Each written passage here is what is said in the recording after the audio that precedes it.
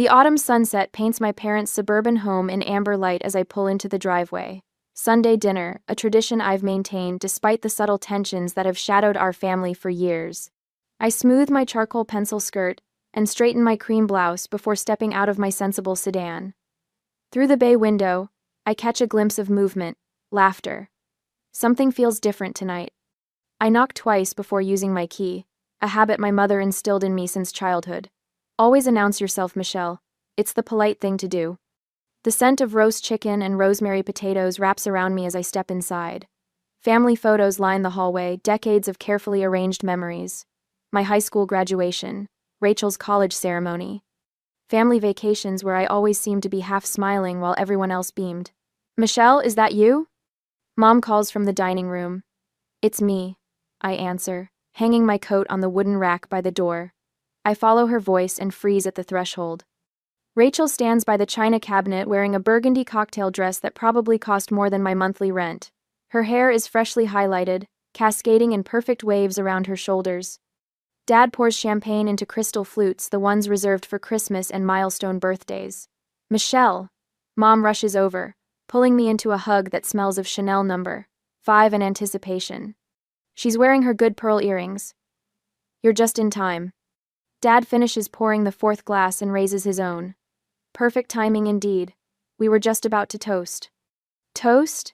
I accept the champagne, noting how Rachel can barely contain her excitement, practically vibrating as she clutches her glass. What's the occasion? Mom and Dad exchange pleased glances. To Rachel's future, Dad announces, lifting his glass higher. We clink glasses. The champagne is expensive, dry with hints of apple. I sip slowly, watching Rachel over the rim of my glass. I found it, Rachel blurts out, unable to contain herself any longer. My dream house in Oakwood Heights. That luxury townhouse development they've been building? The one with the rooftop gardens and the community pool? That's wonderful, I say, forcing enthusiasm into my voice. Oakwood Heights, where the starting price for those townhouses begins at $450,000. We put in the offer yesterday, Rachel continues, and they accepted this morning. Can you believe it? I'm going to be a homeowner. Dad wraps his arm around Rachel's shoulders. And we couldn't be prouder. We're helping with the down payment, Mom adds, patting Rachel's hand. From the Family Trust Fund. The Family Trust Fund. The room tilts slightly as the words register. My fingers tighten around the delicate stem of the champagne flute. The Family Trust Fund.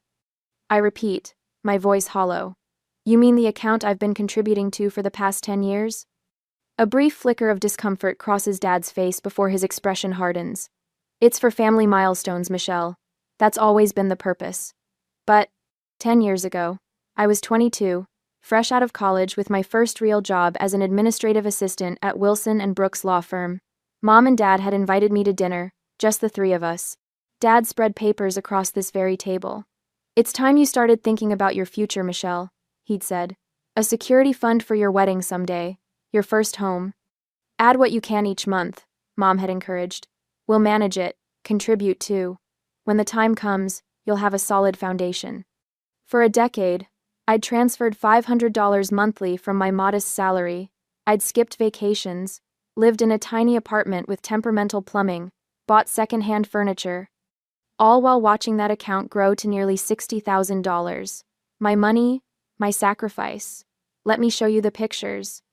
Rachel pulls out her phone, swiping through images of granite countertops and cathedral ceilings. This is the main living area, and this is the master bedroom with the walk-in closet. I nod mechanically, my throat tight. It's beautiful.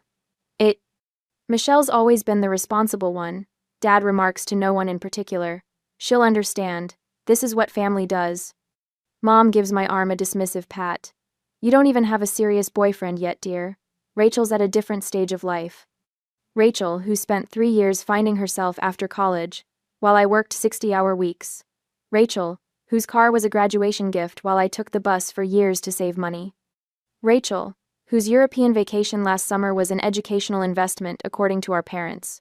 Excuse me, I murmur, setting down my barely touched champagne. Bathroom. I lock the door behind me, hands trembling as I pull out my phone and open the banking app. The joint account my parents and I established appears on the screen. I tap it, heart pounding. Previous balance: $59,872.43. Current balance: $0. Last transaction: transfer to external account. Yesterday. My vision blurs. The bathroom spins.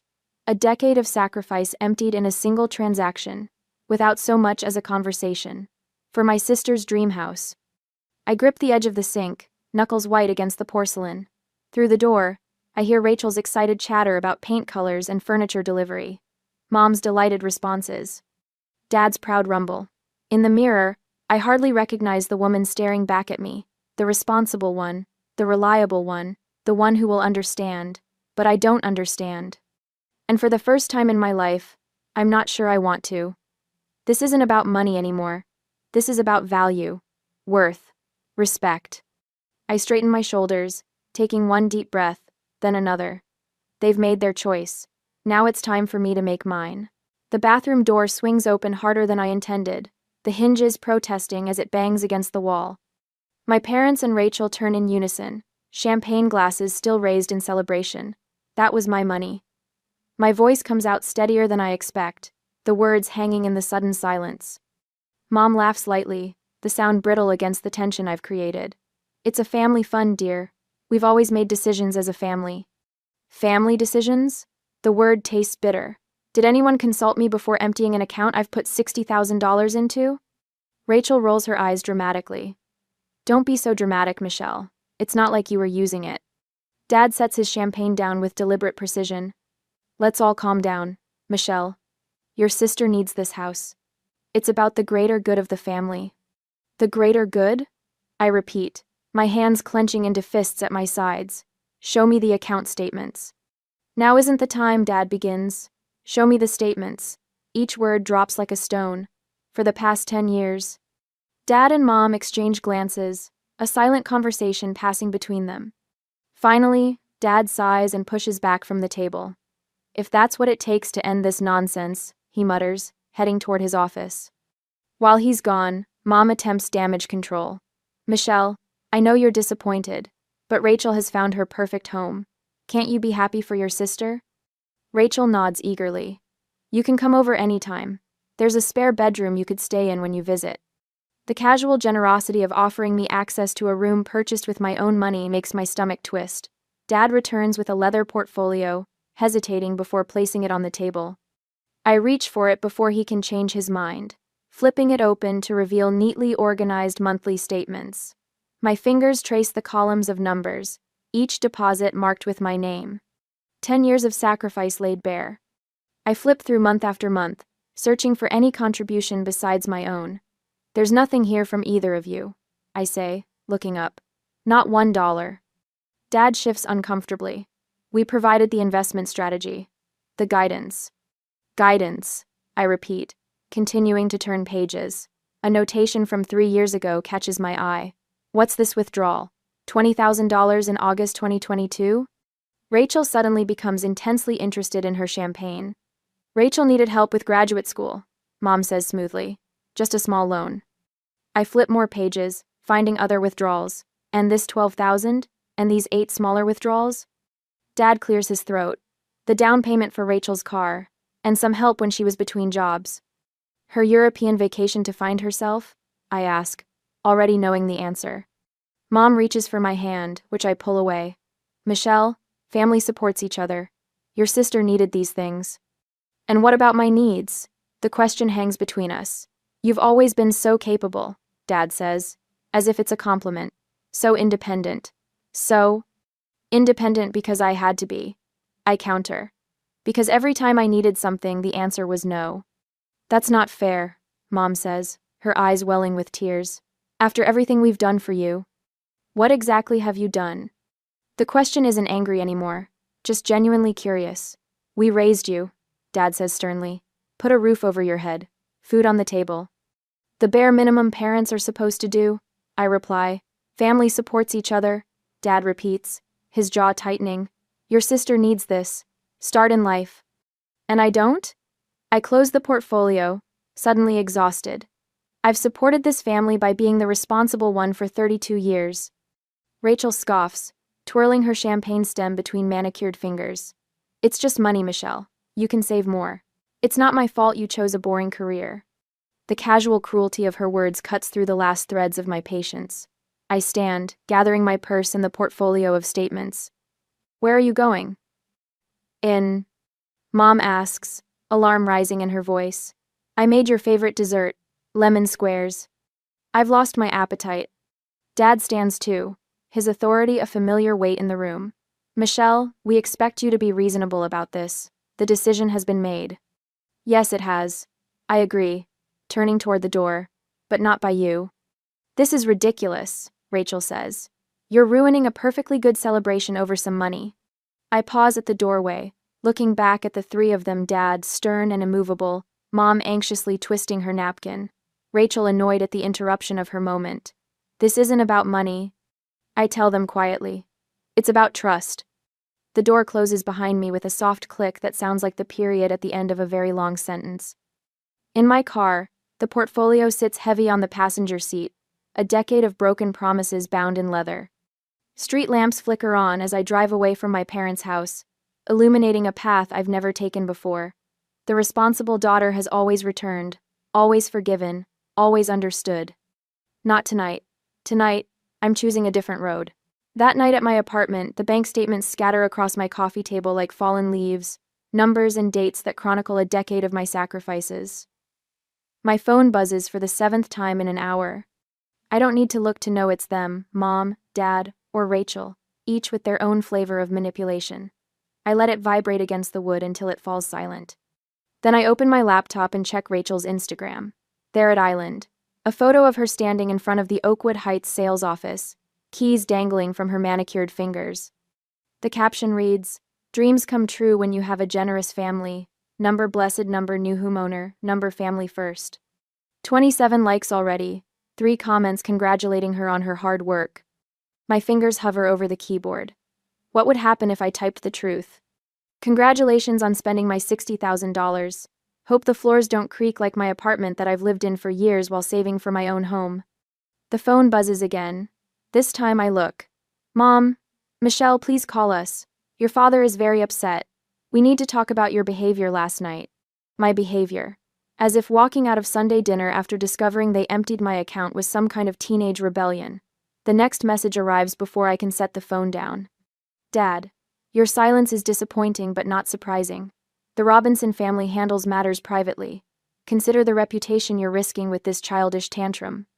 The family reputation. Always the family reputation. The third message is from Rachel. You could at least be happy for me. It's not like you were using that money anyway. I toss the phone onto the couch and press my palms against my eyes until I see stars. The voicemail notification chimes. Michelle, it's Mom. I know you're upset, sweetheart, but you're not seeing the bigger picture. Rachel is starting her life with Jordan. They need this home to build their future. You've always been our rock, our responsible one. Please call me back. Your father, Island. Her voice drops to a whisper. He's talking about removing you from the will if you pursue this. Please be reasonable. I delete the message without listening to the rest. 3 more voicemails follow the same pattern, sweet concern melting into veiled threats. When the knock comes at my door the next evening, I expect to find Mom or Dad standing in the hallway with stern expressions and rehearsed speeches about family duty. Instead, it's Sarah, clutching a bottle of wine and a folder. You sounded terrible on the phone, she says, pushing past me into the apartment. I brought reinforcements. Sarah has been my friend since college and now works as a paralegal at Westbrook & Associates. Her practical nature and legal knowledge have saved me from several bad decisions over the years. I accept the wine but eye the folder warily. What's that? Information. She pulls out a corkscrew from my kitchen drawer, already familiar with my apartment's layout. You said they emptied a joint account that you've been funding for 10 years, right? Without your knowledge or consent? The wine splashes into 2 glasses, deep red against clear crystal, the only fine thing I own. A graduation gift from Aunt Meredith. Yes. Almost $60,000. My voice sounds hollow even to my own ears. But it was a family account. That's what they keep saying. Sarah takes a long sip before answering. That's not just unfair, Beth. It might be illegal. Illegal? The word feels foreign in my mouth when applied to my parents, but their names were on the account too. Joint account doesn't automatically mean communal funds, especially if there's a paper trail showing you were the only one contributing. She slides the folder toward me. You should talk to Thomas Wilson at our firm. He specializes in financial disputes, including family matters. I thumb through the pages. She's brought printouts about financial misappropriation, joint account laws, and fiduciary responsibility. Terms that feel too cold and clinical to apply to Sunday dinners in childhood bedrooms. I can't sue my family, Sarah. You can't let them steal from you either. The word steal lands like a slap. I've been avoiding that term even in my thoughts. 2 days later, I sit across from Thomas Wilson in his office. He reminds me of my grandfather, silver-haired, with kind eyes that harden when I show him my bank statements and the account agreement. This isn't a family trust, Miss Robinson, he says, removing his reading glasses. This is your money, plain and simple. They're my parents, I whisper, as if that explains everything. Yes, he agrees, leaning back in his chair, which makes this betrayal of trust even more concerning. I stare at my hands, at the ink stains on my right index finger from grading papers. I need to think about this. After work the next day, I linger in my empty classroom. The third-grade artwork lines the walls, bright colors and hopeful scenes. I straighten Lily's drawing of a butterfly, Xavier's crayon rendering of his family, Emma's careful depiction of the solar system. 5 years teaching at Franklin Elementary. 5 years of watching children grow and learn while my own life remained suspended in amber. Always the responsible one. Always putting others first. I sit at my desk, surrounded by the remnants of today's lesson on simple machines. How many better job offers have I turned down to stay in this district, close to my parents' home? The teaching position in Colorado with the outdoor education program, the curriculum development role in Chicago, and not just career opportunities. The trip to Europe I canceled when Mom needed help after her gallbladder surgery that didn't stop her from attending Rachel's graduation ceremony 2 weeks later. The relationship with Daniel that ended because Dad thought his contractor business wasn't ambitious enough for a Robinson daughter. Year after year of small sacrifices that built an invisible cage around my life. A drawing on my desk catches my eye, Jamie's work from our lesson on integrity last month. A stick figure stands tall while others huddle in the background. Miss Robinson taught me to stand up for myself, the careful lettering reads. My phone rings, startling me. Unknown number. Michelle? It's Aunt Meredith. My father's sister, the family outlier who moved to Arizona after a falling out years ago. Aunt Meredith? How did you? Sarah called me. We've kept in touch over the years. Of course they have. The two strong-willed women always got along. I heard what Robert and Patricia did. She continues, her voice carrying the desert's dry warmth even through the phone. With your savings. It's complicated. I start, the default defense mechanism engaging automatically. No, it's not.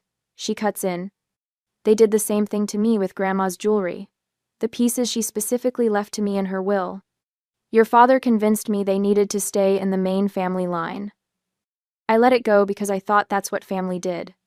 My breath catches. I didn't know. Of course you didn't. They've built a wall of silence around their behavior for decades. Your grandfather did it to your father. Your father learned it, and perfected it. And now they're doing it to you. Her voice softens. Don't let them do this to you, Michelle. This pattern has existed for generations in this family. I look up at Jamie's drawing again, the small figure standing tall. This stops with me, I say, surprising myself with the firmness in my voice. Good girl. I can hear the smile in Aunt Meredith's voice. Now, here's what you're going to do. I listen as she outlines the steps I need to take. Practical, legal, emotional. By the time we hang up, the sun has set outside my classroom window, but for the first time since Sunday dinner, I feel a glimmer of light inside me. This stops with me. The next day, the law office of Thomas Wilson reminds me of my grandfather's study, all dark wood panels and leather-bound books. Afternoon light filters through Venetian blinds, casting golden stripes across the polished conference table where my bank statements lie in neat chronological order. 10 years, Thomas says, adjusting his silver-rimmed glasses. Every month, without fail. I nod, watching his weathered hands move methodically through the documents. Thomas Wilson has been practicing law since before I was born. His reputation for fairness preceded him, the reason I chose him over the younger associates at my own firm. And not a single contribution from your parents? He continues, voice steady but tinged with indignation, despite their verbal assurances. They managed the account, I say, the words hollow even to my own ears. Thomas looks up, blue eyes sharp with 40 years of legal experience. They managed to empty it, Miss Robinson, without your knowledge or consent. My stomach tightens. Hearing it stated so plainly makes the betrayal even more stark. The law is clear here, Thomas says, resting his hands on the scattered papers. This is financial misappropriation. Your options include a civil suit or formal fraud charges. The word fraud lands like a stone in still water. Criminal charges against my own parents. Against Rachel. I don't want to destroy my family, I say, straightening my shoulders. I just want what's right. Thomas nods, understanding tempering his professional detachment. Then we begin with certified letters, one to the bank, formally disputing the transaction. Another to your parents, outlining the legal standing of your claim. He slides 2 envelopes across the table.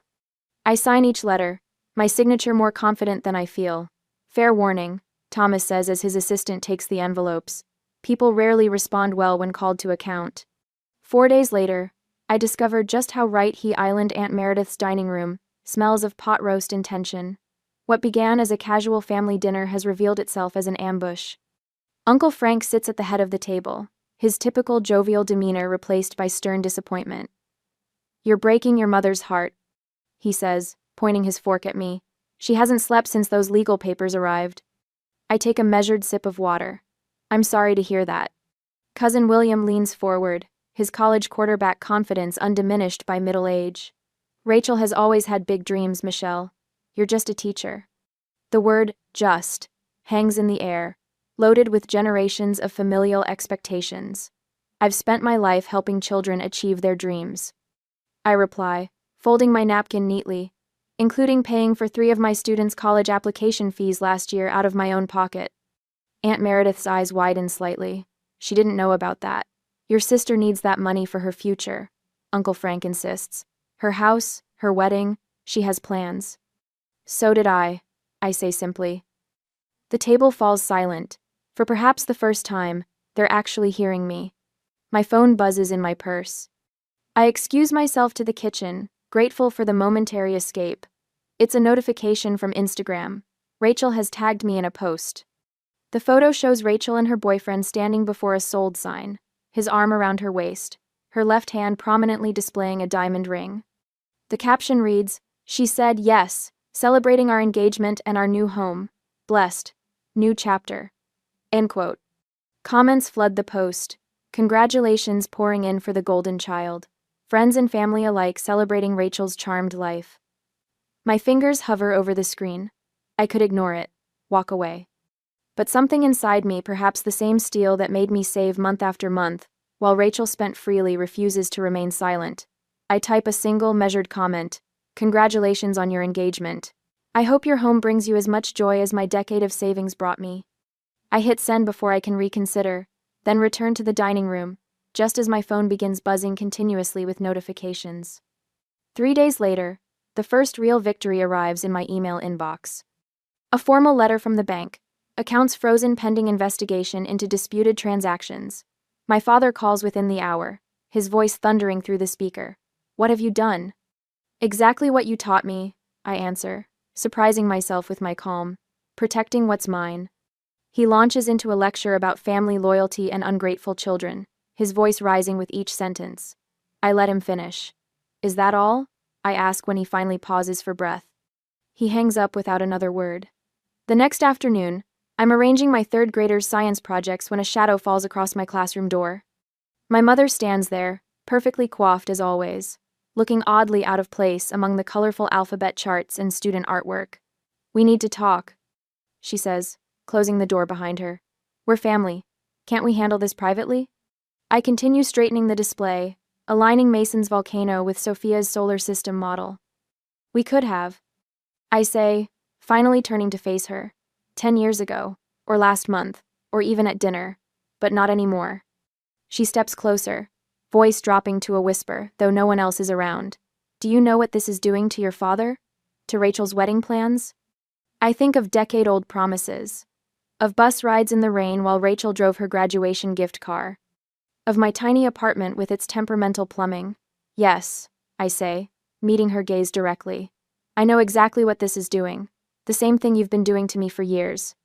For the first time in my life, my mother looks at me, really looks at me, and I wonder if she's finally seeing the woman I've become rather than the compliant daughter she expected me to remain. A week later, the walnut conference table gleams under recessed lighting as I take my seat beside Thomas Wilson. His silver hair catches the light, and the reassuring weight of his legal experience settles around me like armor. Across from us sit my parents and Rachel, a perfect tableau of familial disappointment. Dad's jaw works back and forth. He hasn't looked directly at me since entering the room.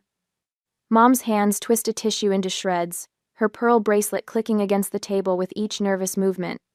Rachel stares at her phone, scrolling through pictures of granite countertops and walk-in closets she now realizes might slip through her fingers. Let's begin, Thomas says, his voice carrying the quiet authority of 40 years in law. He places a leather portfolio on the table and opens it with deliberate care. Dad's hand slams down. This is ridiculous. We're family, not adversaries. Michelle, I raised you better than this. Did you? The words slip out before I can stop them, quiet but razor sharp. Mom dabs at dry eyes. You're tearing this family apart over money. Money, after everything we've done for you. Thomas clears his throat. Mrs. Robinson, with respect, let's focus on the facts. He slides printed bank statements across the polished surface. These records show a decade of monthly deposits from Michelle's account, $500 each month for 10 years.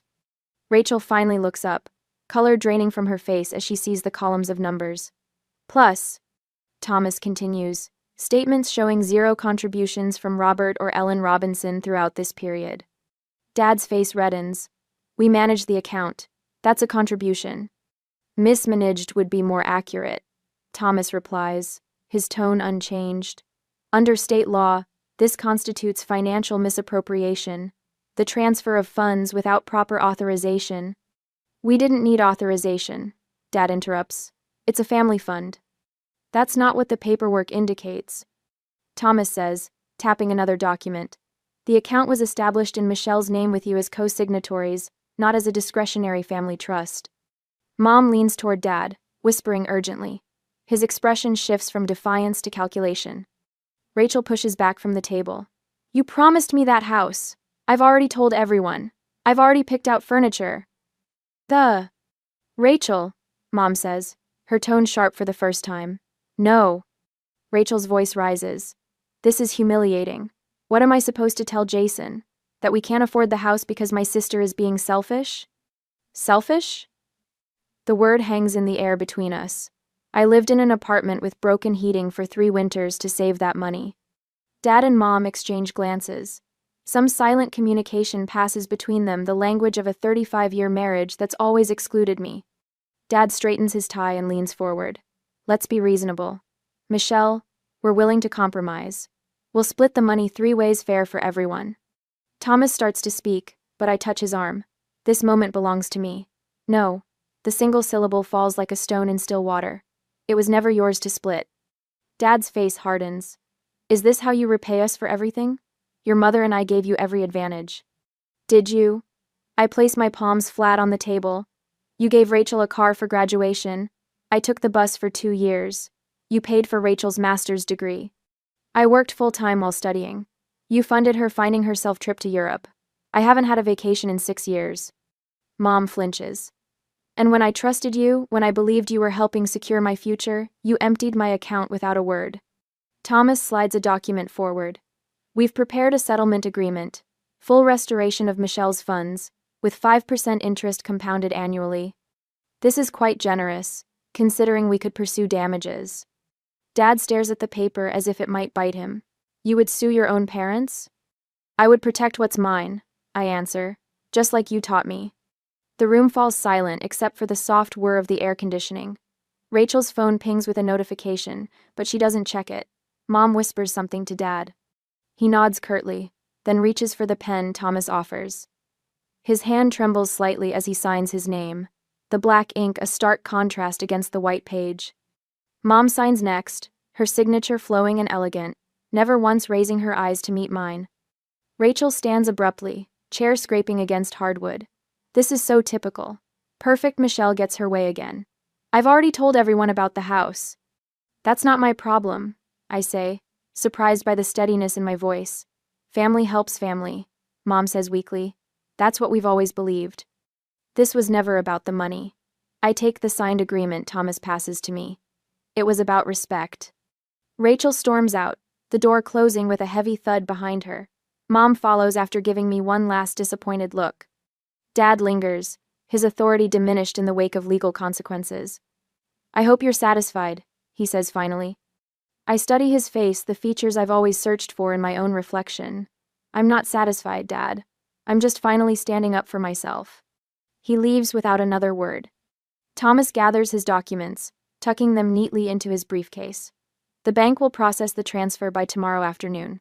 Would you like me to have them prepare a cashier's check? Yes, I say, feeling lighter than I have in years. Thank you. The next day, I hold the check in my hands. $62,865.17. 10 years of my life quantified in dollars and cents. I drive to Westside Elementary where I've taught third grade for 6 years. In the administrative office, I write a check for $5,000 to the school's scholarship fund. Principal Alvarez asks what prompted such generosity. An inheritance, I say. From myself. That afternoon, a realtor named Janet shows me through a small cottage on Maple Street. It's nothing like Rachel's luxury townhouse, just 2 bedrooms with worn hardwood floors and a kitchen that needs updating. But the backyard has an ancient oak tree, and sunshine streams through windows that face east. It's quiet, Janet says apologetically. Some people prefer more activity. I walk through empty rooms, my footsteps echoing against bare walls. In each space, I see possibilities unfolding: bookshelves filled with novels, a comfortable sofa for Sunday mornings, a dining table where friends will gather. For the first time, I imagine a future entirely of my own design. That evening, I call Aunt Meredith. When she answers, I can hear her television in the background, her favorite game show. I found my home, I tell her. Your home or a house? She asks, always precise with language. I smile into the phone. Both. The morning sun warms my back as I kneel in the freshly tilled soil, planting purple coneflowers along the stone path. 1 year has transformed this overgrown yard into something alive with possibility. Aunt Meredith works beside me, her gardening gloves caked with earth, her silver hair caught in the spring breeze. Your grandmother would approve, she says, patting the soil around a sturdy seedling. She always said gardens are where we plant our hopes. I smile, remembering the woman who taught me patience long before I understood its value. I think I finally understand what she meant. My cottage stands behind us, no longer the neglected foreclosure I purchased with my reclaimed savings. The pale yellow paint brightens the weathered siding, and window boxes burst with geraniums. It's modest, nothing like Rachel's luxury townhouse, but entirely mine. Inside, photographs line the mantel above the small fireplace. My 5th grade class performing their science play. Sarah and me hiking in the Blue Ridge Mountains. Aunt Meredith and I at the closing, holding up my house keys. No recent family portraits grace these walls, an absence that occasionally aches but no longer defines me. Hand me that watering can, would you? Aunt Meredith asks, interrupting my thoughts. As I pass it to her, movement at the garden gate catches my eye. My mother stands there, uncertainty written across her face. She clutches her purse with both hands, looking smaller somehow, diminished without my father beside her. Michelle, she says, using my childhood nickname for the first time since our confrontation. Your flowers are beautiful.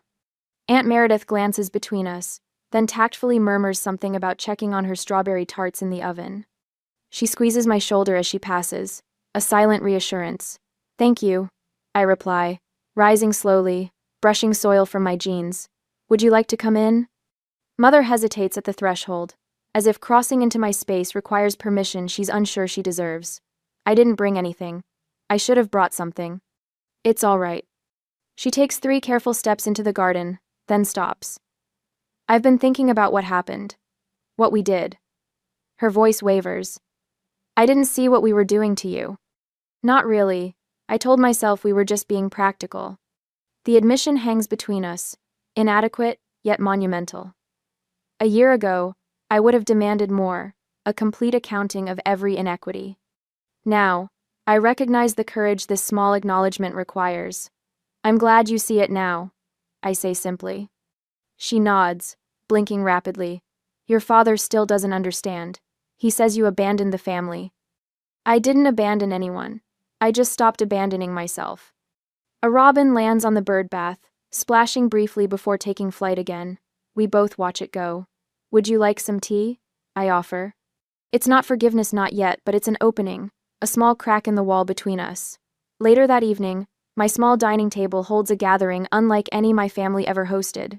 Aunt Meredith passes a platter of roasted vegetables to Sarah, while Thomas Wilson, my silver-haired attorney, tells a story that has everyone laughing. My colleague Jack raises his glass in a spontaneous toast. To building our own definitions of family, he announces. As twilight deepens, I settle onto my porch swing with my journal. The evening breeze carries the scent of lilacs, as I write the simple truth that took 32 years to discover. The most valuable thing I've gained isn't this house. It's the knowledge that I matter too. I look up as the last light fades, watching fireflies begin their evening dance above my garden. For the first time in my life, I am perfectly at peace in my own space.